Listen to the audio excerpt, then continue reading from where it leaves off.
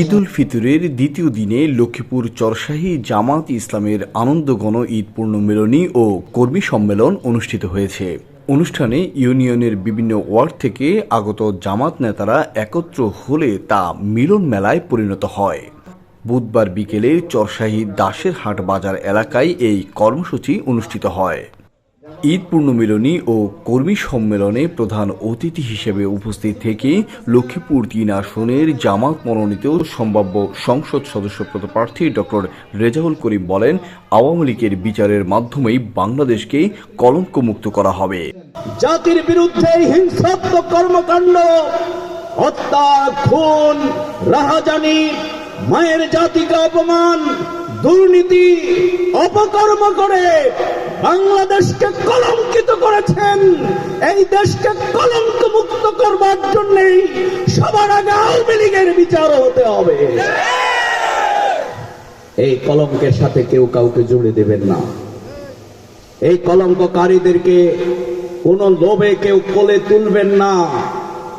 আর যে রাষ্ট্র আমাদের ভোটের অধিকার, ভাতের অধিকার, আমাদের মর্যাদার অধিকার, আমাদের বেঁচে থাকার অধিকার, আমাদের সকল অধিকারকে ক্ষুণ্ণ করেছে, এক এক করে শহীদ মাওলানা মতিউর রহমান নিজামী, আলী হাসান মোহাম্মদ মুজাহিদের জনপ্রিয়তা, নেতৃত্ব, সততা, এগিয়ে যাওয়ার কারণে যারা আমাদের নেতৃত্বকে হত্যা করেছেন, যে আধিপত্যবাদী রাষ্ট্রের ইঙ্গিতে করেছেন, সেই আধিপত্যবাদী রাষ্ট্রের সেই সমর্থন নিয়ে কেউ আর বাংলাদেশে ক্ষমতায় যাওয়ার স্বপ্ন দেখবেন না।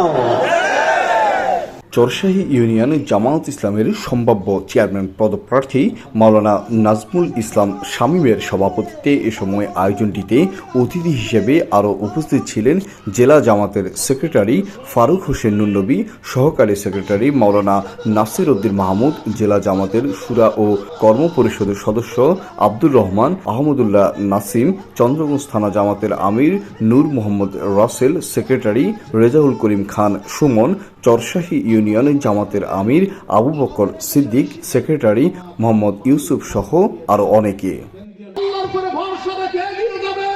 এ সময় নেতৃবৃন্দ আওয়ামী লীগের কড়া সমালোচনা করে বক্তব্য রাখেন।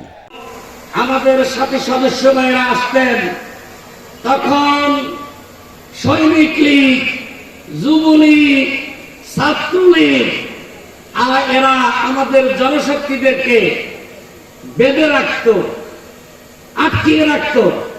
এমনকি সবচেয়ে লজ্জাজনক, নির্যাতনক মুক্তিপণ দিয়ে ছাত্র শিবিরের কর্মীদেরকে আমি এখান থেকে বের করেছি।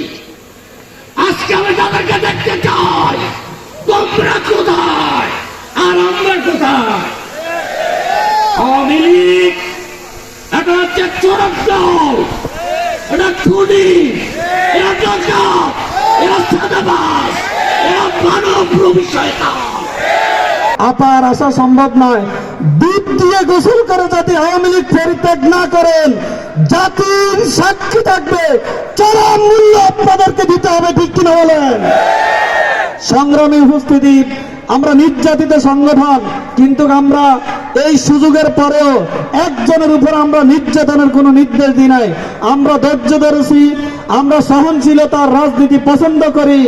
আগামী দিনে যদি কোন নামে বেনামে যদি আওয়ামী লীগকে পুনর্বাসনের যদি সিদ্ধান্ত নেওয়া হয়, চন্দ্রগঞ্জের 9টা ইউনিয়নের কোন জায়গায় ছাত্রলীগ এবং আওয়ামী লীগের জায়গা হবে না ইনশাআল্লাহ।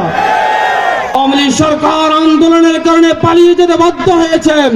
আজকে আবার নতুন করে তাদেরকে প্রতিষ্ঠা করার জন্য একটি চক্র উঠে পড়ে লেগেছেন।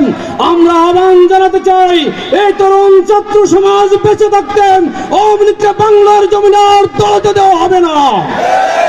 ওই সেনাবাহিনীর প্রধান একথা বলেছে, আপনি যদি 45 মিনিটের মধ্যে যদি পলায়ন না করেন, তার দায়িত্ব আমরা নিতে পারবো না।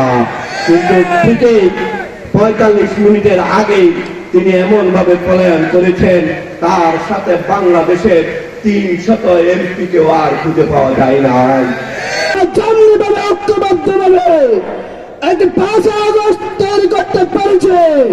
সে ঐক্যবদ্ধ প্রচেষ্টার মাধ্যমে আগামী দিনে এই চরসাই লক্ষ্মীপুরের তথা গোটা বাংলাদেশকে আমরা একটি কোরআনের বাংলাদেশ, আদর্শ বাংলাদেশ হিসেবে গঠন করতে চাই ইনশাআল্লাহ।